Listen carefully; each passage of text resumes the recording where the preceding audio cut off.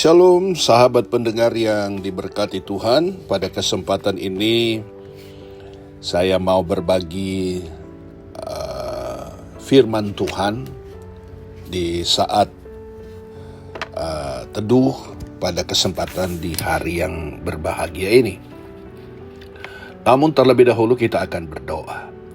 Terima kasih Tuhan Yesus buat kebaikan serta penyertaan-Mu Tuhan dalam hidup kami, sehingga kami boleh ada sampai hari ini, dan kami boleh bersyukur karena kebaikan dan pemeliharaan Tuhan terus ada bersama kami.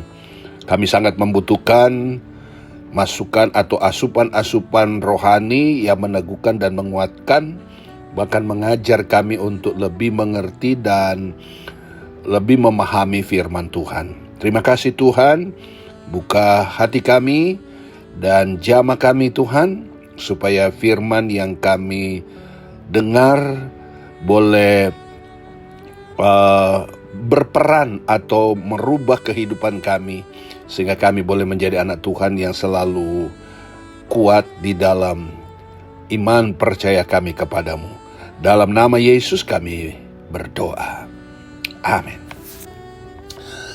Di dalam Mazmur pasal yang ke-119 ayat 2, di sana dikatakan, berbahagialah orang-orang yang memegang peringatan-peringatannya, yang mencari Dia dengan segenap hati. Berbahagialah orang-orang yang memegang peringatan-peringatannya, yang mencari Dia dengan segenap hati. Haleluya. Tema kita adalah tetap tinggal di dalam firman Tuhan. Haleluya. Saudara-saudara, sebagai anak Tuhan, sebagai umat tebusan Tuhan, kita sangat senang atau setuju kalau kita ada atau tinggal di dalam firman Tuhan, atau firman ada di dalam hidup kita. Nah, pemazmur berkata adalah orang-orang yang berbahagia ketika mereka memegang peringatan-peringatannya. Jadi setiap anak Tuhan yang sudah di dalam Tuhan, yang memegang perintahnya, memegang firman-Nya, maka pemazmur berkata adalah berbahagialah mereka. Nah, saudara-saudara, hidup benar dan kudus di tengah-tengah dunia yang jahat ini, bagi orang-orang di luar Tuhan adalah perkara yang sangat mustahil. Ya. Bagaimana dengan orang percaya? Ya. Sekali lagi, hidup benar dan kudus di tengah-tengah dunia yang jahat ini, bagi orang-orang di luar Tuhan adalah perkara yang mustahil. Gak mungkin. Ya. Tetapi bagaimana dengan orang percaya, atau katakanlah anak Tuhan?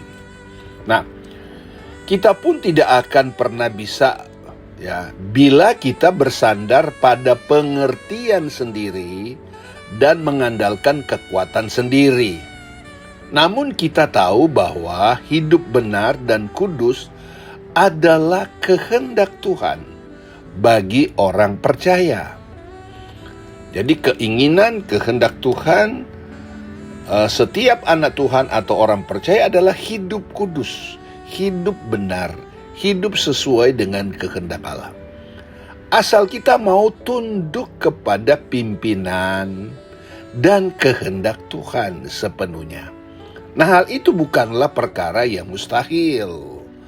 Karena di dalam kita ada kuasa yang bekerja dengan tak terbatas, yaitu Roh Kudus. Di dalam Yohanes pasal 16 ayat 13 di sana dikatakan, Roh kebenaran, Ia akan memimpin kamu dalam seluruh kebenaran. Jadi kita sebagai anak Tuhan, kita minta supaya Roh Kudus itu, Roh kebenaran itu ada di dalam hidup kita. Sehingga roh ini akan menuntun, mengarahkan, bahkan berpikir, bertindak dengan benar. Nah, jadi tidak alasan bagi orang percaya untuk tidak hidup dalam kebenaran dan kekudusan. Ya, Tuhan mempunyai banyak cara untuk menyatakan kehendak-Nya, dan salah satunya adalah melalui firman yang tertulis di dalam Alkitab. Itu cara Tuhan. Bagaimana kita adalah pembuka hati dan menerima firman Tuhan dengan lemah lembut, seperti tanah yang gembur, supaya benih firman yang ditabur itu tertanam di hati. Sekali lagi, bagian kita adalah membuka hati dan menerima firman Tuhan dengan lemah lembut, seperti tanah yang gembur, supaya benih firman yang ditabur itu tertanam di dalam hati, lalu tumbuh dan menghasilkan buah seperti yang dikehendaki oleh Tuhan. Jadi, kuncinya untuk hidup benar dan kudus adalah tinggal di dalam firman-Nya. Ya, tinggal di dalam firman-Nya, karena kuasa firman-Nya yang dapat mengubah dan memperbarui hidup kita dari hari ke hari. Mari kita baca itu di dalam Ibrani pasal 4 ayat 12. Sebab firman Allah hidup dan kuat dan lebih tajam daripada Sebab firman Allah hidup dan kuat dan lebih tajam daripada pedang bermata dua manapun. Ia menusuk amat dalam sampai memisahkan jiwa dan roh, sendi-sendi dan sumsum. Ia sanggup membedakan pertimbangan dan pikiran hati kita. Jadi saudara-saudara dalam kasih Tuhan, segala yang apa yang dikatakan firman Allah, mari kita mengaplikasikan firman itu. Ya, karena firman Allah itu hidup, kuat. Ya, Ibrani berkata lebih tajam daripada pedang bermata dua apapun. Jadi firman itu sangat berfaedah sekali dalam hidup kita. Dan firman itu dia ada dalam hidup kita, dan roh Allah memimpin kita dapat membedakan. Oh, ini baik, kita lanjutkan. Jangan ragu-ragu lakukan. Tapi kalau itu tidak baik, jangan. Sebab kalau kita tahu itu baik, tapi kita tidak mau lakukan, kita tahu itu firman Tuhan, tetapi kita ragu dan tidak mau melakukan, apalagi kalau disengaja, dengan komentar-komentar, dengan pendapat yang pembelaan diri untuk menyetujui supaya kita tidak menjadi pelaku, itu berdosa di hadapan Tuhan. Kita tahu benar kok, kita tahu itu firman, tapi kita coba tidak mau melakukan. Ketika mungkin kita dengar firman, kita ditegur, dinasihati, kita mulai membela diri itu. Padahal itu firman. Artinya kita tidak mau diperbaiki untuk lebih bertambah-tambah di dalam Tuhan. Ya. Kalau kita baca di dalam 2 Timotius pasal 3 ayat 16, segala tulisan yang diilhamkan Allah memang bermanfaat untuk apa? Mengajar, untuk menyatakan kesalahan, untuk memperbaiki kelakuan, dan untuk menjadikan orang dalam kebenaran. Nah, itu tulisan firman Tuhan.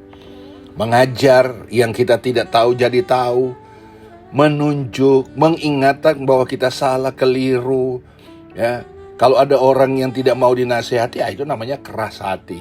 Tidak mau tunduk pada otoritas firman Tuhan. Itu ada namanya, ada roh Lucifer, ada roh kesombongan, tidak mau tunduk.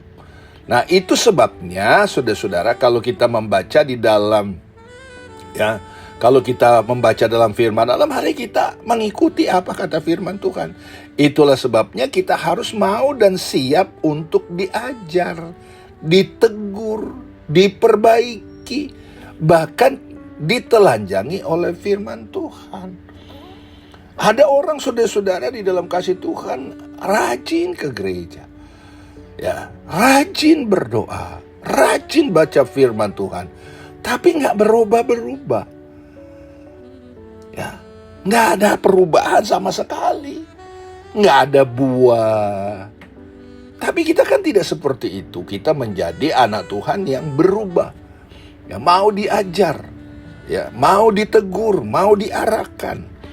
Di dalam di dalam Injil Yohanes 4:15 ayat 2, di sana sudah dikatakan ranting yang berbuah dibersihkannya supaya ia lebih banyak berbuah. Artinya di sini kan ketika dibersihkan, dia lebih banyak berbuah. Hal-hal yang merintangi untuk dia berbuah itu harus disingkirkan. Itu namanya bertumbuh dalam pengiringan, dalam iman percaya kepada Tuhan. Dia bertumbuh. Jadi saudara-saudara dalam kasih Tuhan, jadi kalau kita membaca di dalam Ibrani pasal 5 ayat yang ke-14, utusan Tuhan harus siap menerima makanan keras.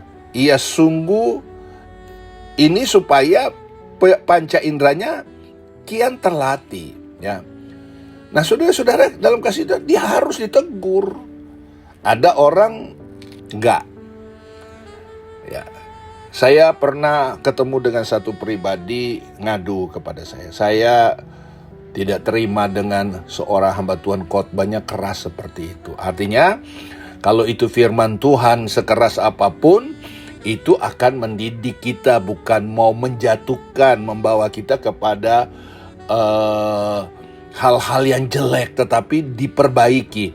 Kalau diperbaiki itu di dalam Yohanes 15 ayat 2 tadi, ranting yang berbuah dibersihkan. Jadi kita dibersihkan, diingatkan selalu, ya, bahwa bukti bahwa kita sudah dewasa rohani. Ada yang belum dewasa, sekian tahun dalam Tuhan, tidak dewasa-dewasa. Ya, sudah, tapi kita, mari saudara, biarlah firman Tuhan itu tinggal dalam hidup kita. Sebab tanpa tinggal di dalam firman-Nya, kita tidak akan mampu menjadi pelaku firman Tuhan. Kita berdoa bersama supaya kerinduan kita untuk Tuhan, dan biarlah firman tinggal dalam kehidupan kita, sehingga orang akan dapat melihat perbedaan antara orang beribadah, orang yang menyembah Tuhan, dengan tidak ada perbedaannya. Tuhan Yesus tolong kita semua, dan selamat beraktivitas. Immanuel.